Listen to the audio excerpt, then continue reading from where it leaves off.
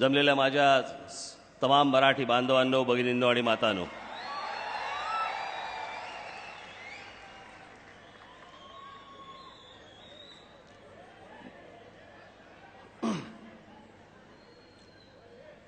निवडणूक आता शेवटच्या टप्प्यात आहे आणि उद्या सायंकाळी 5 वाजता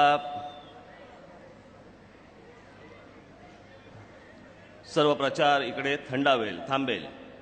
ए बाबा, हे बंद कर रे.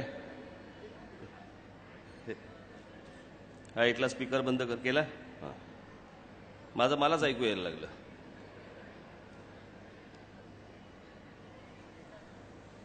हे त्याला मारू बिरू नका रे.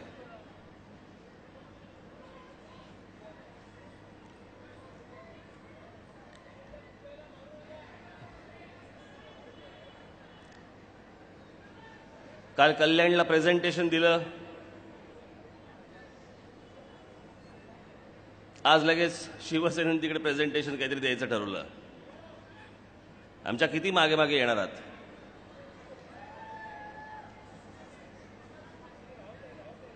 पण ही गोष्ट केली होती, ही मनातनं केली.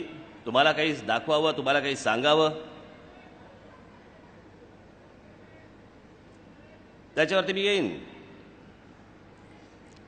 काल ते केलं. मुंबईला गेलो. आज सकाळी एक आज तकचा कार्यक्रम होता. त्या कार्यक्रमाला मुलाखत होती. तेच प्रश्न, त्याच गोष्टी अजून सुरू आहेत.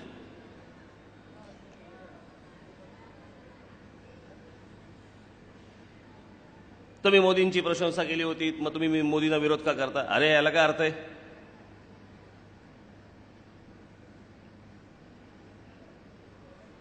जर एखादी चुकीची गोष्ट घडत असेल तर काय त्याच्यावरती बोलायचं नाही की सतत चांगलंच बोलायचं?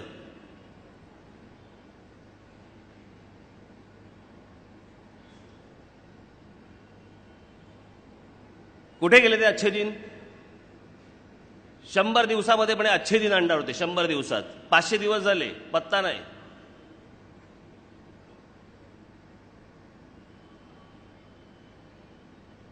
आणि त्यांचे एक मंत्री, माझ्याकडे त्याची सगळ्याची कटिंग्स आहेत. त्या दिवशी मी माझ्या कुठच्याही भाषणामध्ये मी सांगितलं, तोमर नावाचे खाण मंत्री आहेत भारतीय जनता पक्षाचे केंद्रीय मंत्री. काय म्हणाले? अच्छे दिन येतील किंवा अच्छे दिन आएंगे असं आम्ही कधी म्हटलंच नव्हतं. घ्या. ते म्हणे सोशल मीडियाने चालवलेली गोष्ट होती, आम्ही कधी म्हटलं नव्हतं असं भारतीय जनता पक्षाचे केंद्रीय मंत्री आता स्वतः म्हणतायत. आधी काय म्हणतायत, नंतर काय म्हणतायत, याच्यावर बोलायचं नाही, याच्यावर टीका नाही करायची.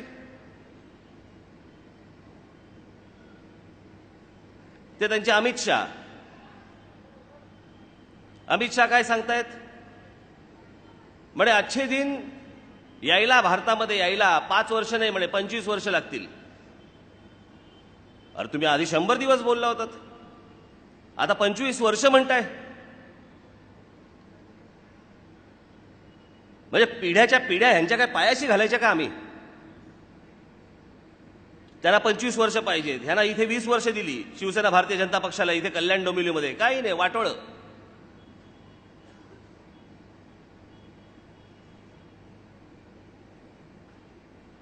मला काल कोणीतरी सांगितलं म्हणे बजरंगी भाईजान पार्ट 2 येतोय, ज्याच्यामध्ये सलमान खान नरेंद्र मोदींना भारतात घेऊन येतात.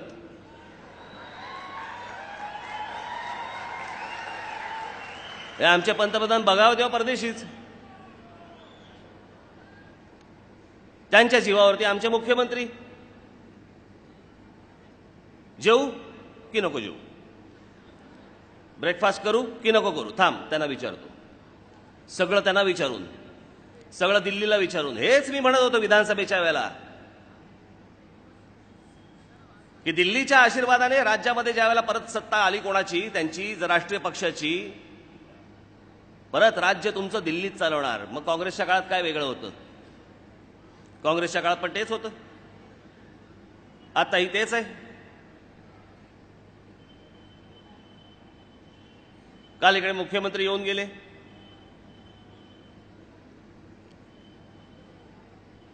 त्यांचं त्यांनी भाषण केलं आणि जाता जाता त्यांनी भाषणाच्या शेवटी सगळ्यांना सांगितलं, राष्ट्रीय स्वयंसेवक संघाबद्दल बोलले. संघाबद्दल आम्हालाही अभिमान आहे, आम्हालाही आदर आहे. पण तुम्ही जसे बोलता तसे तुमचे खालचे लोक वागतायत का? जे प्रश्न आम्हाला विचारले जातात आम्ही तुम्हाला विचारतो की तुमची लोक खाली वागतायत का तसे? मी आत्ता इथे डोंबिवलीत आलो असताना मला आत्ता दुपारी संध्याकाळी मला काही संघाचे लोक येऊन भेटून गेले आणि त्यांनी मला सांगितलं की हे आम्ही तुम्हाला कागदपत्र देतोय, तुम्ही सभेमध्ये हे बोला, मांडा.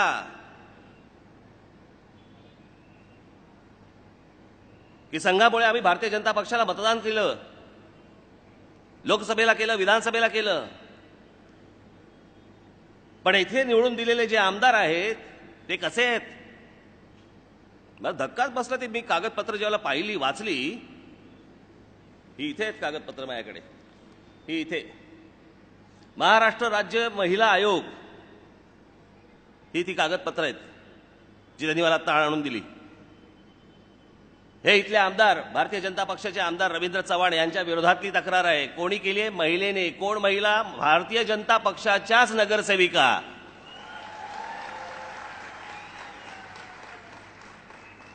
भारतीय जनता पक्षाच्या नगरसेविकेने तक्रार केलेली आहे. हे पत्र कोणाला लिहिलं आहे? अमित शहाना. की आम्हाला घाणेरडे मेसेज पाठवले जातात, अश्लील मेसेज पाठवले जातात.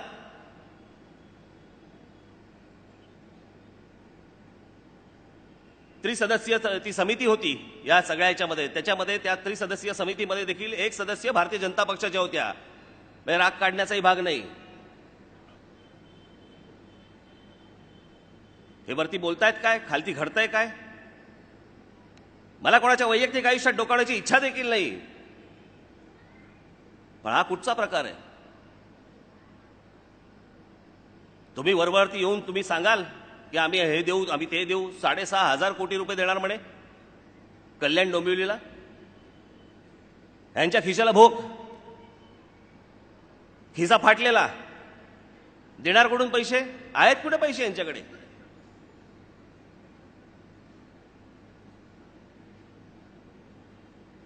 ते दुसरे शिवसेना. कल्याण डोंबिवलीतल्या विकास कामांच्या नावाने बोंब आणि इथे येऊन बोलायचं स्वातंत्र्यवीर सावरकरांचा आम्ही पुतळा बांधू. कोण आडवं येतं बघतो. अरे कोण आडवं येतंय? आपण स्वतः ठरवायचं.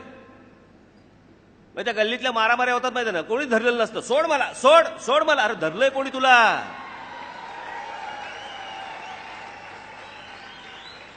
आपले एकट्याच ओरडत असतात, धर, सोड मला, सोड मला. अरे सोड, तो सोडलेलाच आहे तुला.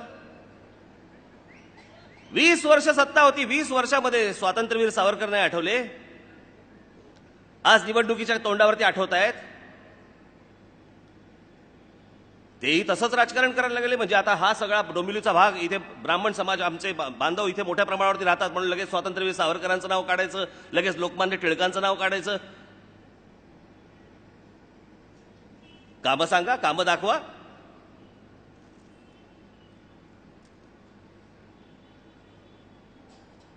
बाबासाहेब पुरंदरेंवरती ज्यावेळेला हल्ले होत होते त्यावेळेला तुम्ही कुठे होतात?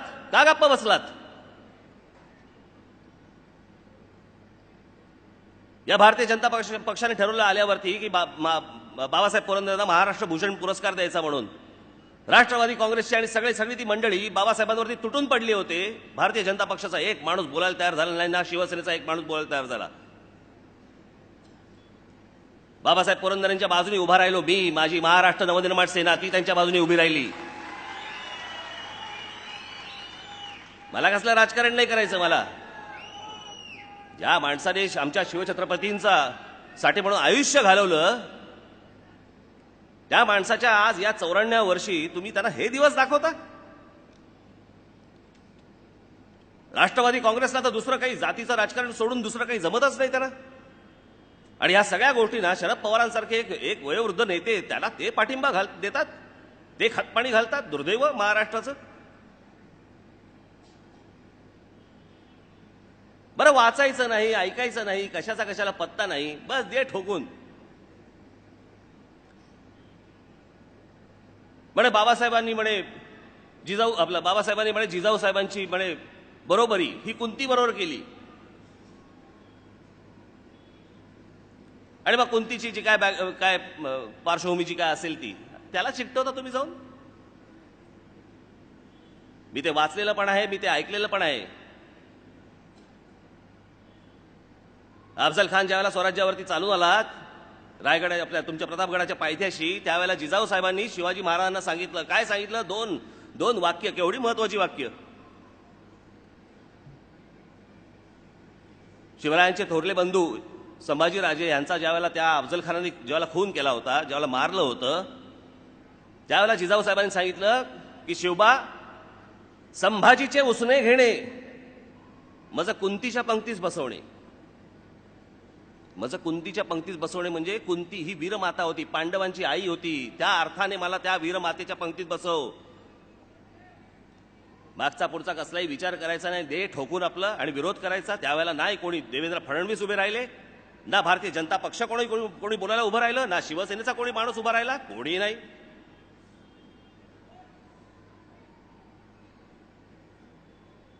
नको त्यावेळेला त्यांचं हिंदुत्व जागं होणार.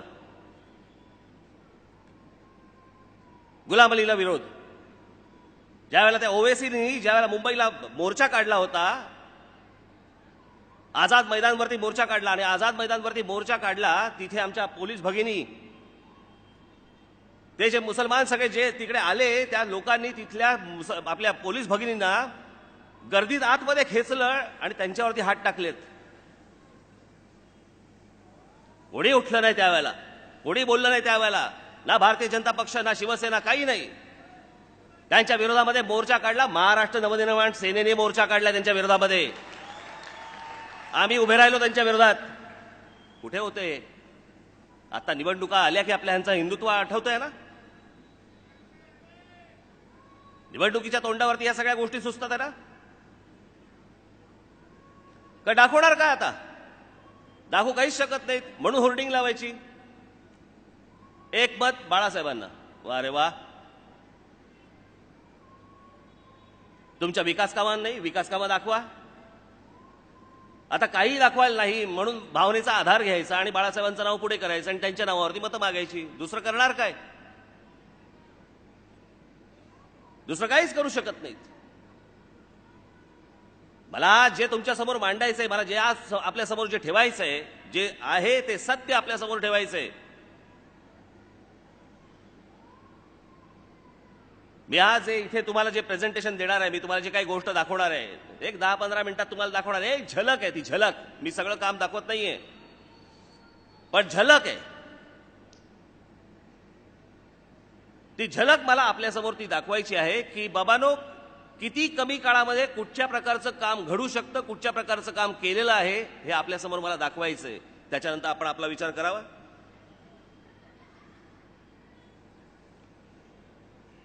आणि म्हणून मी आजच्या या प्रेझेंटेशनला मी सुरुवात करतो. मी आपल्याला सुरुवातीला काही गोष्टी दाखवतो.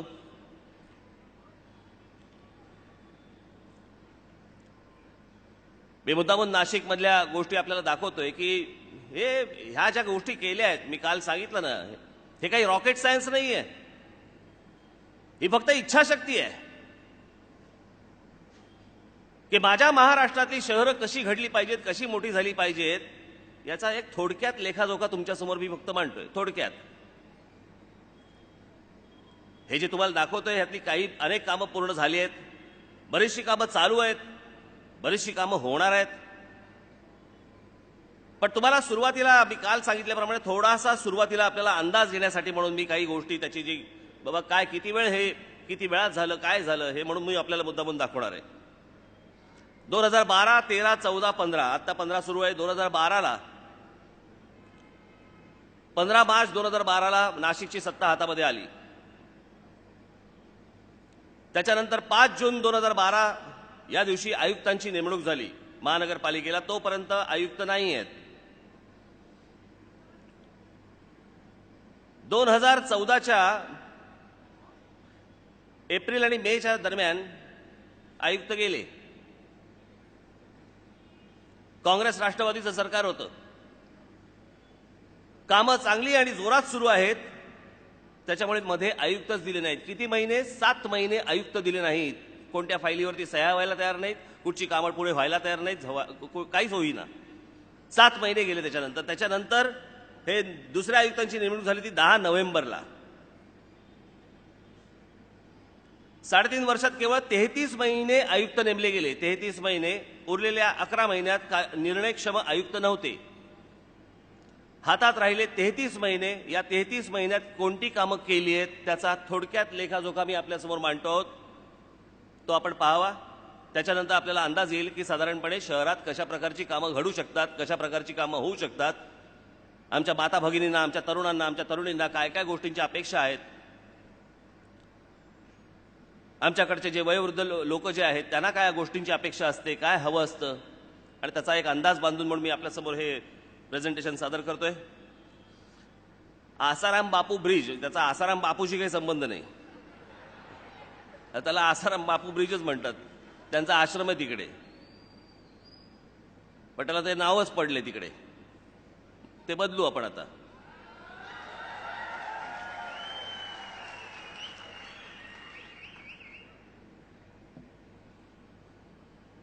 हा तोच ब्रिज आहे, पण वेगळ्या अँगलने तुम्हाला मुद्दामून दाखवतोय.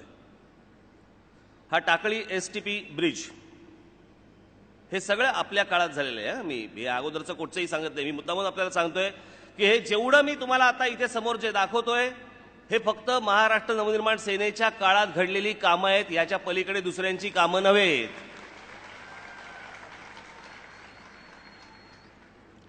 हा संगम ब्रिज. हा पेठ रोड. हा Dindori road.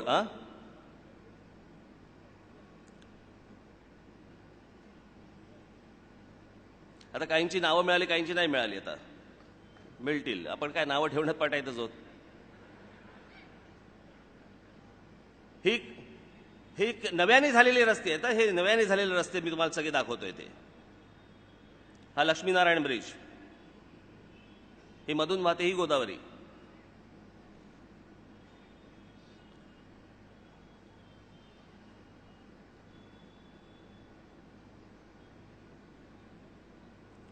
RTO corner Peth road. Highway Dindori link road.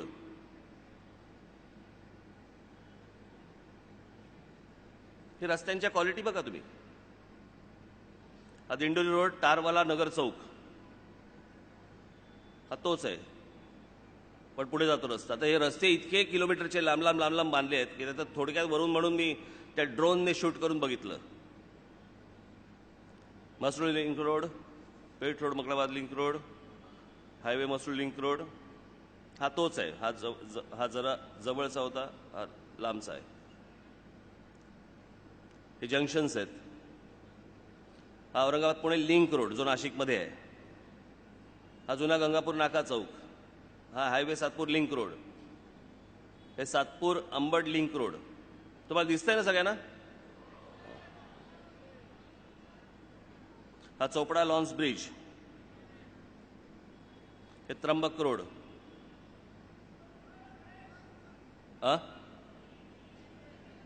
काय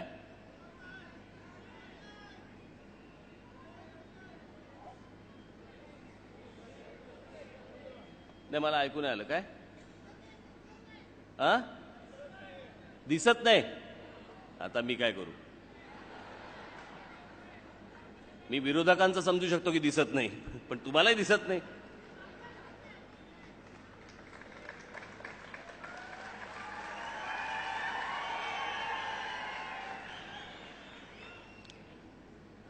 एबीपी सर्कल.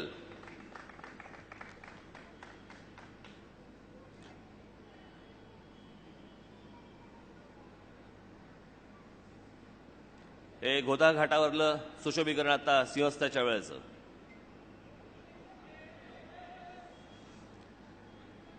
काय आलं रे बाबा? आता दिसतंय? दिसतंय आता?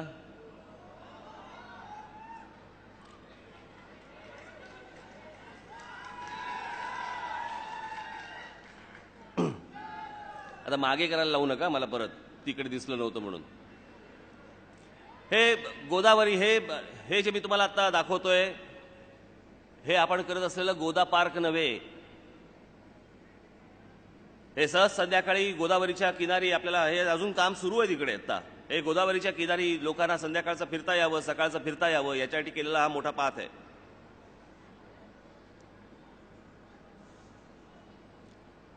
ह्याचं आत्ता काम सुरू झालेलं आहे गोदा पार्कचं, जॉगिंग ट्रॅकचं. हे गोल्फ क्लबला ओपन जिम, हे सगळे ओपन जिम आहेत. अनेक ठिकाणी ओपन जिम आपण केलेले आहेत.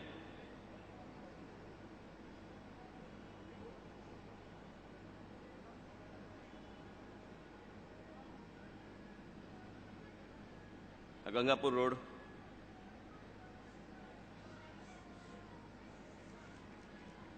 हे शंकर लॉन्स रोड, हा पर्यायी शाही मार्ग,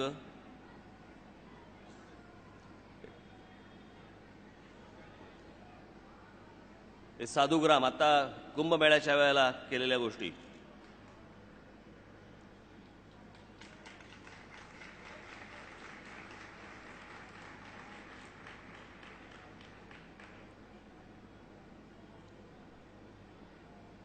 हे प्रवेशद्वार केलं होतं त्या कुंभमेळ्याच्या वेळेला. हे कृष्णनगर सायकल सर्कल, हे मधले आयलँड्स आहेत. हे बघा एबीबी सर्कल, मोदींनी सांगितलं योगा करा, म्हटलं योगा. हे शहीद चौक गंगापूर रोडचं.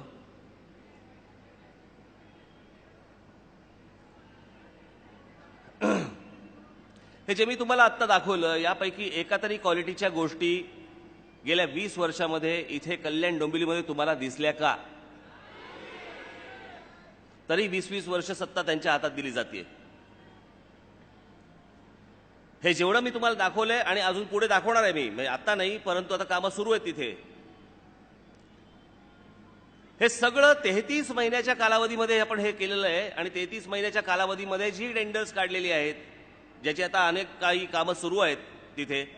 साधारणपणे ज्यावेळेला तुम्ही पुढच्या एक मे, जून, जुलैच्या आसपास ज्यावेळेला नाशिकमध्ये याल त्यावेळेला अख्खा चेहरा मोहरा बदललेला असेल नाशिकचा, अख्खा चेहरा मोहरा. मी हे तुम्हाला दाखवतोय एवढ्यासाठी दाखवतोय की हे 5 वर्षामध्ये ह्या गोष्टी घडू शकतात.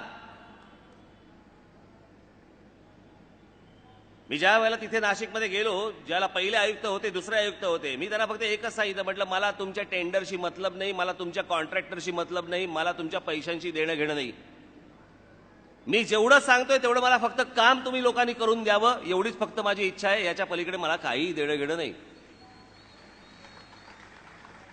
मी मुद्दामून आपल्याला सांगतो की इथे कल्याण डोंबिवलीमध्ये तुम्ही म्हणाल की 28 नगरसेवक तुम्ही निवडून दिले होते, काय केलं त्या नगरसेवकांनी? 28 नगरसेवकांनी काय होत नाही, पूर्ण सत्ता माझ्या हातामध्ये द्या. तरीही इथे आयुक्त सोनावणे होते. या सोनावण्यांना मी किती वेळा येऊन भेटलो असेल इथे कल्याणमध्ये, महानगरपालिकेत येऊन भेटलो त्यांना.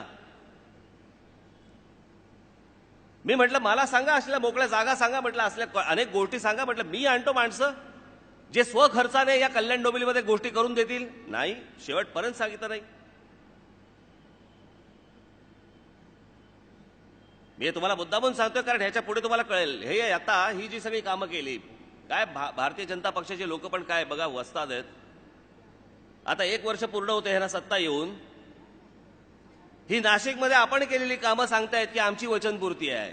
काय कमाल आहे. अरे आत्ता अंड्यातनं बाहेर आले. 1 वर्ष नाही झालं ह्यांना सत्ता येऊन. 1 वर्ष सत्ता येऊन नाही झालं, आमच्या कामांवरती हक्क सांगताय. आणि म्हणून त्याचा पुरावा म्हणून ही सगळी जी कामं आता दाखवली आणि जी होत आहेत आणि जी होणार आहेत, ह्याची कामं, ह्याचे टेंडर्स ही कुठच्या तारखेला कधी कधी निघाले ह्याची ही यादी म्हणून मी मुद्दामून आपल्यासमोर दाखवतोय. ही सगळी 2013ची आहेत. 14 पहिला महिना, दुसरा, 5वा, दुसरा, 9वा, पहिला, हा 2015. पण हे सगळी महानगरपालिकेने केलेली, ही सगळी महानगरपालिकेने केलेली कामं आहेत. याचा राज्य सरकारशी काही संबंध नाही, शून्य संबंध. पण आता सांगतायत कामं दिसायला लागली ना, कामं दिसायला लागल्यावरती म्हणतात हे नाही आम्ही केली. तुमचा काय संबंध? तुम्ही सत्तेत पण नव्हतात त्यावेळेला ही सगळी कामं झाली आहेत. कशासाठी खोटं बोलतायत? आम्हाला गरज नाही त्या गोष्टींची. आम्ही असं कधी वागणार नाही. तुम्ही जर समजा चांगलं काम केलं असेल आम्ही तुमचे प्रशंसक होऊ. एवढं औदार्य तर दाखवा. हे नाशिकमध्ये आपण करत असलेलं गोदा पार्क ह्याचं हे डिझाईन आहे. आता जे काम सुरू आहे ते हे म्हणजे हा जो तुम्हाला सर्कल इथे दिसतोय ते जे मगाशी मी तुम्हाला दाखवलं ते हे गोदा पार्क संपूर्ण पूर्णपर्यंत सगळं होतंय.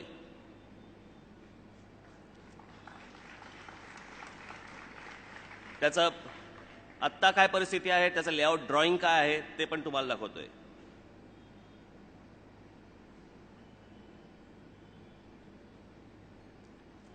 हे होणार आहेत अशा गोष्टी जिथे काम सुरू आहे.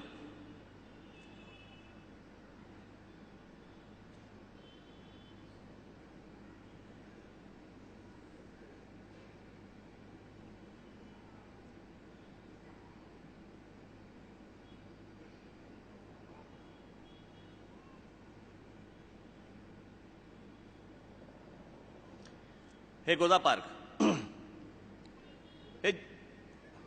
हे जे तुम्हाला दाखवलं ते गोदा पार्क. आता हे गोदा पार्क माझ्या बरेच दिवस त्या एकही दिवशी मी त्या एका ब्रिजवरनं मी जात असताना मला असं वाटलं की या गोदावरी नदीच्या दोन्ही तीरांवरती उत्तम जर चांगलं पार्क आपण उभं करू शकलो म्हटलं इथल्या लोकांना किती म्हटलं आनंद होईल. विचार करता करता मी आमचे आर्किटेक्ट लावले, त्यांच्याकडे डिझाईन घेतलं आणि एके दिवशी मी मुकेश अंबानींना भेटलो. म्हटलं मुकेश भाई असं असं आहे आणि म्हटलं मला एक पार्क करायचं आहे म्हटलं नाशिकला, गोदा पार्क. म्हटलं अगदी गोदावरी नदीला लागून आहे म्हटलं आणि तुमचा जो म्हटलं CSR फंड असतो म्हटलं त्या CSR फंडामधनं म्हटलं मला तुम्ही मदत करावी, इथे हे पार्क मला उभं करून द्यावं.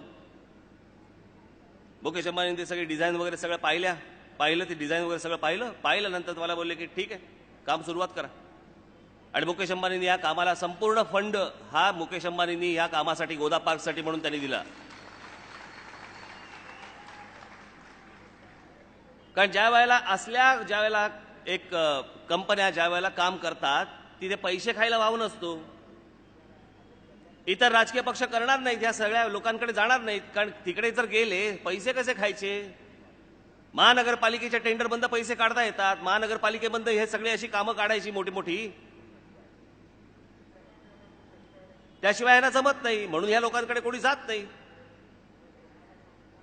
हे झाल्यावरती तिकडे एक आपण आपल्यापैकी काही जण गेले असतील तिकडे पांडव लेणी आहे. आपण नाशिकला जात असताना हायवेच्या उजव्या बाजूला एक पांडव लेणी आहे, मोठा डोंगर आहे आणि त्याच्या पायथ्याशी मोठी जमीन आहे, वन खात्याची जमीन. मी एके दिवशी गेलो, म्हटलं अरे ही इतकी सुंदर जमीन आहे म्हटलं, पण वन खात्याचं लक्ष नाही. मग मी तिकडे एके दिवशी कोणते आपले काय नाव त्यांचं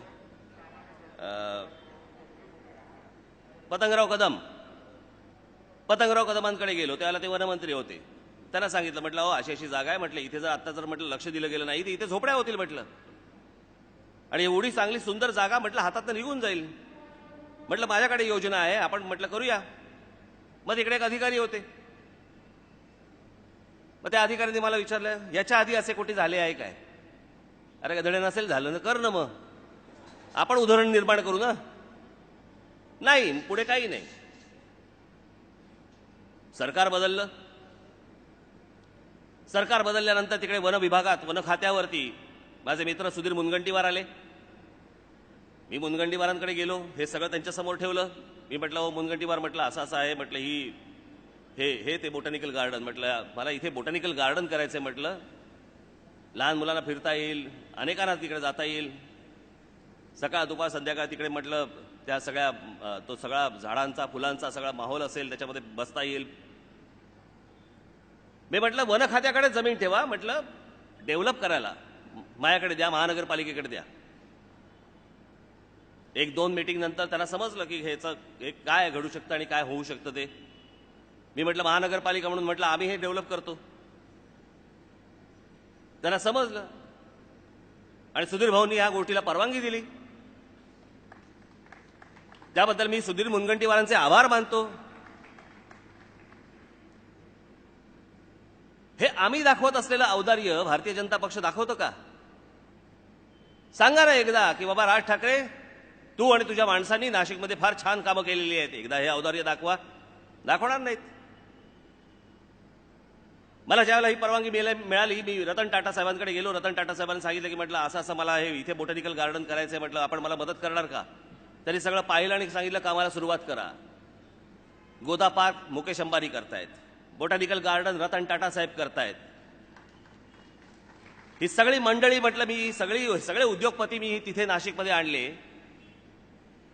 ही सगळी माणसं मला कल्याण डोंबिवलीत नाही आणता येणार.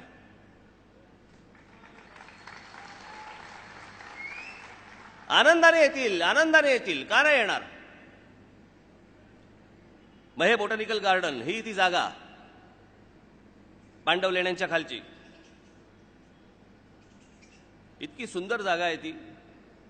आज जर त्याला जर नीट करायला घेतलं नसतं. आणि पहिली गोष्ट तुम्हाला सांगतो, हे स्वप्न नव्हे, इथे भूमिपूजन झालं आणि कामाला सुरुवात झालेली आहे.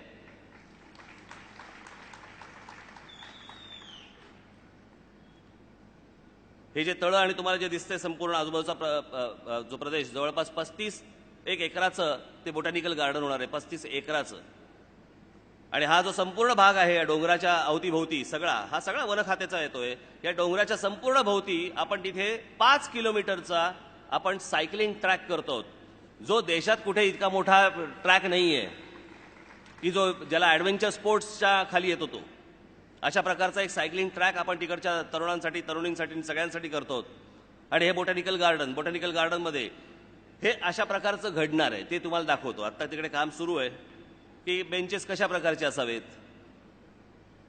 लहान मुलांना तिकडे काय काय गोष्टी असाव्यात. तिकडे एक जंगलावरती, फॉरेस्टवरती एक तिकडे चांगला शो असणार आहे.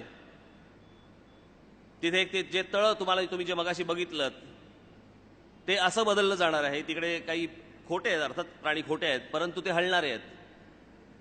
लहान मुलांना बरं असतं. आपल्या माता भगिनी आपल्या त्या लहान मुलांना तिकडे घेऊन जातात. नाही तर फिरवायचं कुठे हो, न्यायचं कुठे? संध्याकाळी कामावरनं घरी आल्यानंतर आमच्या मुलांना जायचं कुठे, काय करायचं कुठे माहीत नाही. बागा शिल्लक ठेवल्या नाहीत, मैदानं शिल्लक ठेवली नाहीत, काही नाही. ओसाड करून ठेवली आमची शहरं सगळी.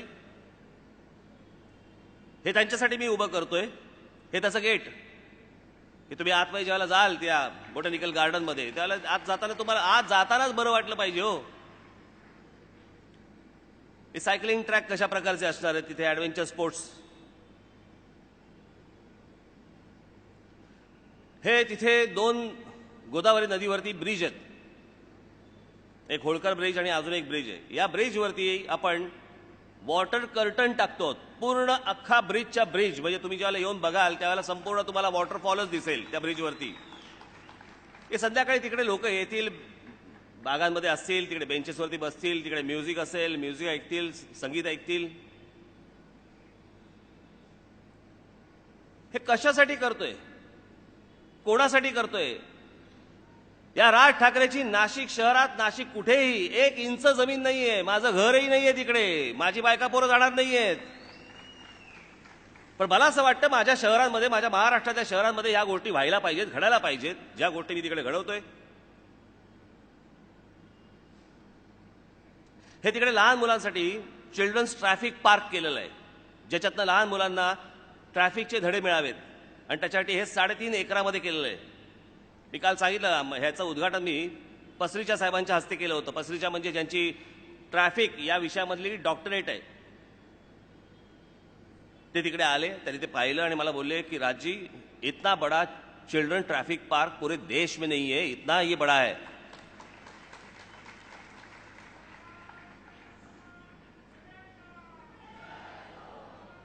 हे बांधून झालंय. रोज तिथे मुलं येतात.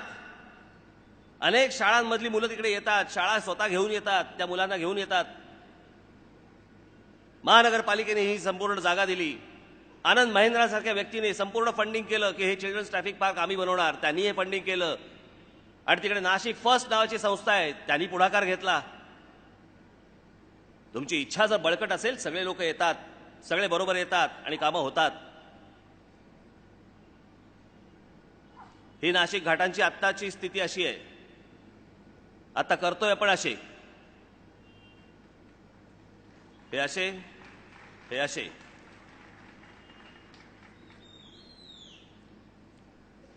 जवाहरलाल नेहरू पुनरुत्थान घरकुल योजनेअंतर्गत 300 घरं दिली गेली. 300 आतापर्यंत. मी हे सगळ्यात फक्त 33 महिन्याचा कालावधी तुम्हाला सांगतोय. 33 महिन्याचा. ज्या लोकांना घरं नव्हती त्या लोकांना घरं दिली गेली. इथे सगळे येऊन सांगतायत, गेली 20-20 वर्ष वचननामे काढतायत आणि सांगतायत की आम्ही म्हाडासारखी घरं देऊ. कुठे आहेत? 20 वर्षात नाही देऊ शकलात. 20 वर्षात काही उभं करू शकला नाहीत. आणि मी हे जे तुम्हाला सांगतोय हे फक्त केवळ 33 वर्षात, आपलं 33 महिन्यात. या 33 महिन्यामध्ये तुम्ही म्हणाल की अरे बाबा घरं कुठे आहेत? ही घरं, या इमारती आपण बांधल्या आहेत. माझ्या हस्ते, माझ्या हाताने त्या सर्व घरातल्या सगळे ते जे लोक होती त्यांना मी माझ्या हस्ते चावे दिलेले आहेत. ती राहायला पण गेली लोक. या त्या रूम्स, ही ती घरं.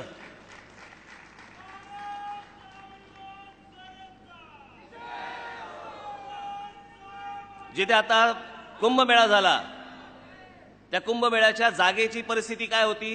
ही अशी होती जी तुम्हाला दिसते आता.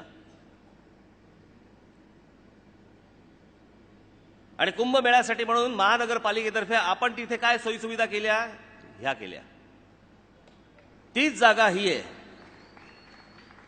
की तिकडे इतके लाखो लोक तिकडे येतात. कुठे सोयी करायच्या? आज बघा तिकडे एवढे लाखो लोक तिकडे येऊन गेले, परंतु तिकडे कोणी चेंगराचेंगरीत कोणी गेलंय, कोणी काय, काही नाही. कारण आजूबाजूला रस्ते इतके दुतर्फा मोठे होते की सगळ्या त्यांना वावरण्यासाठी खूप चांगल्या गोष्टी होत्या. आता गोदावरी नदी आहे. आता या गोदावरी नदीचा उत्तम उपयोग करून घेता येईल की नाही, म्हणून आपण तिथे पाण्यातून सार्वजनिक वाहतूक व्यवस्था आपण त्या पाण्यातनं करतो. आता सुरू झालेलं नाही, पण ती होईल. हे आनंदवली ते होळकर ब्रिज, हा संपूर्ण हा गोदावरीचा सगळा पट्टा तुम्हाला दिसतोय. याच्यामध्ये आपण वॉटर ट्रान्सपोर्ट सिस्टीम, तुम्हाला येण्या जाण्यासाठी जशा बस सेवा असतात तशा हा पाण्यातनं जलमार्ग, या बस सेवा या आपण आता तिथे PPP वरती आपण तिकडे या बस सेवा आपण नाशिक शहरामध्ये आपण आणतो आहोत की ज्या स्वच्छ असतील, सुंदर असतील, प्रवास करताना बरं वाटावं. आताही तिकडे बस सेवा आहे, पण ते काय म्हणजे अगोदरच्या सगळ्या काळातल्या आहेत त्या सगळ्या, बाबा आझमच्या जमान्यातल्या. बाजूनी गेलं तरी गँगरिंग होतं. कुठून तरी पत्रे बाहेर आलेले असतात, कुठून तरी काहीतरी झालेलं असतं. त्याच्यानंतर सायकल शेअरिंग. तिथे आपण सायकल शेअरिंग म्हणजे सायकलचे स्टँड, म्हणजे सायकल सगळ्या लागलेल्या असणार. तुम्हाला इकडून तिकडे कुठेही जायचं असेल, ती सायकल घ्यायची, जिकडे जायचंय तिकडे जायचं. तिथेच वेगळे स्टँड असतील, तिथे सायकल लावून टाकायची, घरी न्यायची नाही. कारण तिकडे जीपीएसने मॉनिटरिंग होतं ती सायकल कुठे आहे, कोणाच्या घरात गेली का. त्याच्यामुळे असल्या प्रकारचे स्टँड्स, त्याच्यासाठी ट्रॅक्स, हे अशी माणसं फिरत असतात. पाणी पुरवठा सुरळीत करणे, पाणी पुरवठ्याचं व्यवस्थापन. आता पाणी पुरवठा, आता गंगापूर धरणातून नाशिक शहराला 450 MLD पाणी मिळते, दारणा नदीतून 40 MLD मिळते. हे मी आपल्याला मुद्दामून सांगतो, कारण या लोकांनी इकडे जे तुम्हाला वचनं आणि आश्वासनं दिली आहेत ना, आम्ही पाणी पुरवठा करू, आम्ही पाणी देऊ, तिथे काय केलं 33 महिन्यात हे मी तुम्हाला दाखवतोय. हे वरचं म्हणत नाहीये. जे आता मोकळे धरणातून आता आपण 400 MLD पाणी आता नाशिक शहरामध्ये आपण आणतो आहोत. याच्या पुढे हे आणल्यावरती आता एक 2-3 वर्षात काम पूर्ण होईल, 2-1 वर्षात हे आणल्यावरती नाशिक शहराला भविष्यात पुढे 25 ते 30 वर्ष पाण्याचा प्रश्न निर्माण होणारच नाही, होणारच नाही. आता पाणीपट्टी, नागरिकांवरती कमीत कमी भार पाडून अधिकाधिक सुविधा देण्याचा प्रयत्न. त्याच्यामध्ये पिण्याच्या पाण्याचा 1000 लिटरचा दर, कल्याण डोंबिवली 7.5 रुपये, नाशिक 5 रुपये. लोकसंख्येच्या प्रमाणात केलेली व्यवस्था, कल्याण डोंबिवली सांडपाणी प्रक्रिया व्यवस्था, कल्याण डोंबिवली 30% आहे प्रक्रिया आणि नाशिक 102%. सांडपाणी एकत्र करण्याची व्यवस्था नाशिक 85%, कल्याण डोंबिवली 7%. रोगराई मग पसरणार नाही तर काय पसरणार? ही मलनिस्सारण व्यवस्थापन. एक मिनिट. मलजल शुद्धीकरण केंद्रे वगैरे, घनकचरा व्यवस्थापन, त्याचं वर्गीकरण, हे रोज तिथे घंटागाड्या आणि इतर सगळं गोष्टी असतात. हे तिथं डम्पिंग ग्राउंडच्या इकडची सगळी व्यवस्था. आपल्याकडच्या इथलं काय झालं? जागा घेऊन ठेवली आहे, त्याचा टीडीआर व्हीडीआर सगळं विकून झालंय, तरी जागा ताब्यात येत नाहीये. कल्याण डोंबिवलीकर तिकडे आपलं नाक धरून बसलेले आहेत. 20 वर्षामध्ये यांना ही गोष्ट सोयी सुविधा देता नाही आल्या. ज्या घंटागाड्या ज्या कचरा गोळा करतात नाशिक शहरामध्ये, त्याही जीपीएसद्वारे त्यांना पूर्ण नेटवर्किंग आहे की तिने कचरा उचलला की नाही, तिने डम्पिंग ग्राउंडला टाकला की नाही, किती कचरा उचलला, काय उचलला, या सगळ्या गोष्टी ह्या तुम्हाला मुख्यालयामध्ये, महानगरपालिकेच्या मुख्यालयामध्ये कळत असतात, दिसत असतात.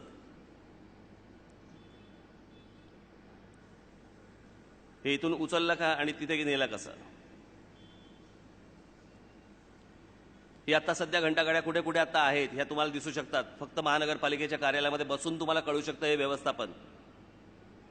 नाशिक स्मार्ट, तुमचं स्मार्ट ॲप, आपण एक ॲप काढलाय जो तुम्ही ॲप तुमच्या मोबाईल फोनमध्ये ठेवू शकता तिथे, आणि तुम्हाला रोज या सगळ्या गोष्टी तिथे कळू शकतात. हे तुम्हाला अगदी थोडक्यात या सगळ्या गोष्टी मी तुम्हाला सांगतोय. पण कुठपर्यंत की उद्या तिथे एखादा माणूस काम करतोय की नाही करत आहे, त्यांनी स्वतःचा सकाळी जाऊन सेल्फी काढायचा. तो सेल्फी काढला की प्रशासनाला कळतं की हा माणूस कामावरती रुजू झालाय. संध्याकाळी बाहेर पडताना सेल्फी काढायचा, कामावरून बाहेर. कामं होत आहेत की नाही, प्रत्येक जण काम करतोय की नाही, त्याच्यावरती हे लक्ष असणार आहे. तुम्हाला वीज बिल भरायचे, कुठचंही बिल भरायचंय, पाण्याचं बिल भरायचंय, हे बिल भरायचंय, तुम्हाला महानगरपालिकेतल्या कोणाचंही थोबाड पाहायची गरज नाही. तुम्ही त्या ॲपवरून तुमचं बिल तुम्ही भरू शकता, तिथे जायची गरज नाही. आता तर आम्ही अशी गोष्ट आणतो तिथे की एखाद्याला बिल्डिंग प्रपोजल, इमारत बांधायची असेल तर इमारत बांधण्यासाठी म्हणून त्याला महानगरपालिकेमध्ये खिटा घालायला लागणार नाही. त्यांनी त्याच्या ॲपवरनं हे संपूर्ण प्रपोजल पाठवून द्यायचं महानगरपालिकेला. तिकडे जे काही नियमात बसेल त्याप्रमाणे सँक्शन होईल, त्याच्या घरी त्याला ही गोष्ट मिळेल. जायचंच नाही कुठे. त्याच्यामुळे कोणाला पैसे देण्याचा विषय नाही, कुठच्या अधिकाऱ्याला पैसे देण्याचा नाही, ओव्हर टेबल नाही, अंडर टेबल नाही, काही नाही. बाबांनो मला सांगा, इतकी पारदर्शकता कुठच्या तरी महानगरपालिकेमध्ये कोणी दाखवली आहे का आजपर्यंत? हे 20-20 वर्ष नुसते सत्ता भोगतायत. निवडणुका आल्या की आपले स्वातंत्र्यवीर सावरकरांची नावं काढायची, लोकमान्य टिळकांचं नाव काढायचं आणि एक मत बाळासाहेबांना म्हणून सांगायचं. निवडणुकीच्या तोंडावर यांना आरएसएसची आठवण येणार. आज मुख्यमंत्री इकडे येत आहेत, उद्या निवडणुका झाल्या की परत दिसणार आहेत? नाही. मी तुम्हाला खात्रीने सांगतो, माझं वचन म्हणून तुम्ही आपण घ्या. जर ही 2 शहरं जर समजा तुम्ही माझ्या हातात, संपूर्ण सत्ता, ही संपूर्ण सत्ता जर तुम्ही माझ्या हातामध्ये कल्याण डोंबिवलीची दिलीत, राज ठाकरे स्वतः ठाण मांडून बसून इकडे आपल्याला पहिल्या 5 वर्षामध्ये जे घडवून दाखवेल ते आपल्याला कळेल.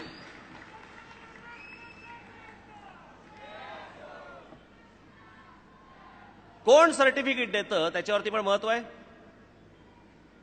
आता इकॉनॉमिक टाइम्सने सर्वे केला. टायर 2 सिटीज ज्या आहेत, ज्याच्यामध्ये सगळं नाशिक, बडोदा वगैरे वगैरे सगळे, कल्याण डोंबिवली सगळे येतात त्याच्यामध्ये. इकॉनॉमिक टाइम्सने केलेला सर्वे आहे, मी काय केलेला नाहीये. पण त्यांनी जो सर्वे केलेला आहे त्याच्यामध्ये त्यांनी असं दिलेलं आहे, best tier 2 cities to invest. कुठे तुम्ही इन्व्हेस्टमेंट करावी अशा कोणते शहरं आहेत, त्याच्यामध्ये 2 नंबरला नाशिक शहर आहे. 2 नंबरला. हे माझं मी नाही, हे इकॉनॉमिक टाइम्स सांगतंय. का नाही याच्यामध्ये कल्याण डोंबिवली? 20-20 वर्ष हातामध्ये सत्ता दिल्यानंतर देखील या जर गोष्टी होत नसतील आणि कोणाला जर वाटत नसेल की इकडे येऊन आम्ही पैसे गुंतवावेत, या शहरामधली माणसं फक्त कामाला मुंबईला जातात आणि झोपायला फक्त कल्याण डोंबिवली देतात.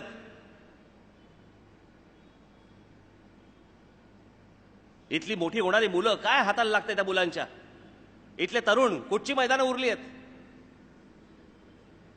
काही नाही. आणि त्याच्यानंतर आम्ही म्हणायचंय आजचे तरुण हे सगळे फक्त कॉम्प्युटरवरती बसलेले असतात, कुठे काही खेळायला जात नाहीत, काही करत नाहीत, काही चांगले बगीचे नाहीत, काही नाहीत, बागा नाहीत, मैदानं नाहीत, चांगले फिरायला मोकळे रस्ते नाहीत, फुटपाथ नाहीत, तेही अडवून ठेवलेले आहेत, अनधिकृत बांधकामं सुरू आहेत. इथे एक भारतीय जनता पक्षाचे उपमहापौर आहेत, त्यांच्या वॉर्डात उपमहापौराच्या वॉर्डामध्ये GR+4ची एक इमारत उभी राहिली अनधिकृत. काय गंमत आहे, कमाल आहे. कल्याण डोंबिवली महानगरपालिका ती इमारत कोणी बांधली, त्याचा बाप कोण ते अजून शोधतायत, माहित नाही. ही इमारत कोणी बांधली, काय वरून आभाळातनं आणून ठेवली, बांधत असताना लक्षात नाही आली, तेव्हा नाही कळलं. त्या उपमहापौरांना काही लोकांनी विचारलं, हो तुमच्या वॉर्डामध्ये तुमच्या डोळ्या देखत हे GR+4ची इमारत उभी राहिली आहे इथे, तुम्ही काय करत होतात, तुम्ही काय तक्रार केलीत. काय उत्तर दिलं असेल त्यांनी, म्हणे मी जर तक्रार केली तर मला सिक्युरिटीतनं फिरावं लागेल. वा रे वा, म्हणजे कोणी बांधलंय, कोणी इमारती बांधते.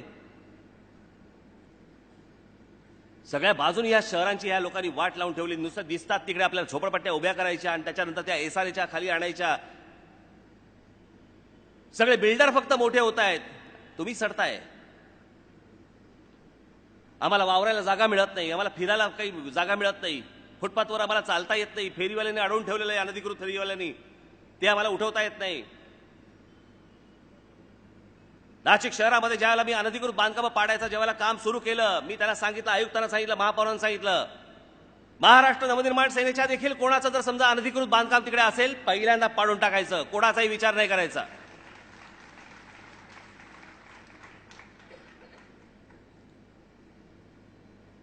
जर शासन राबवायचं असेल ना तर या पद्धतीने राबवावं लागतं तुम्हाला शासन.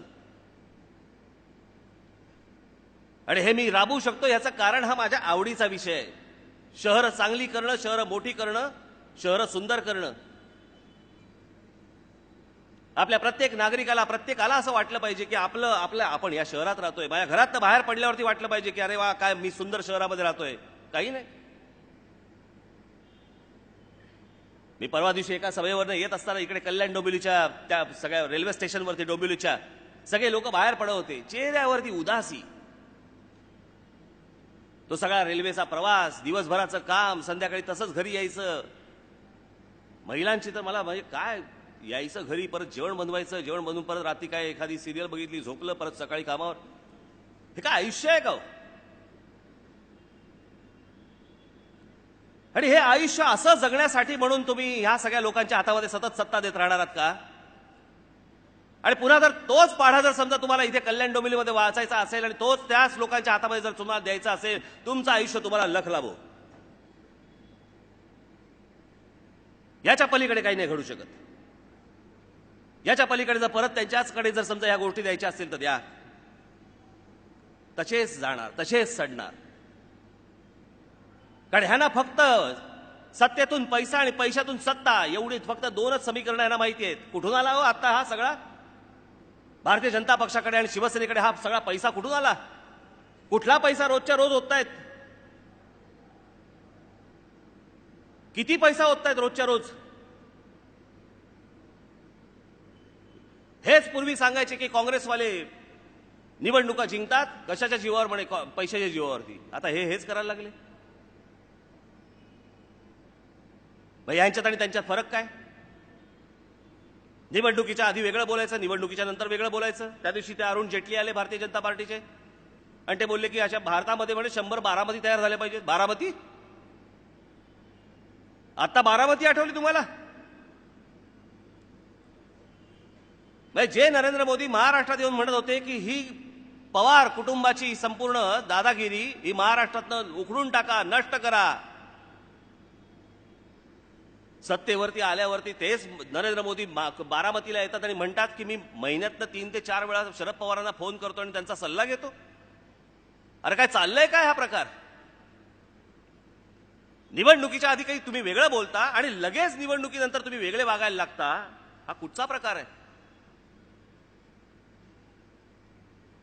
ह्याच निवडणुकीच्या तोंडावरती येऊन तुम्हाला वाटेल ते भावनिक गोष्टी सांगतात, भावनिक आवाहनं करतात, वाटेल त्या गोष्टी येऊन सांगतात. मी तुम्हाला वाटेल त्या गोष्टी सांगणार नाही.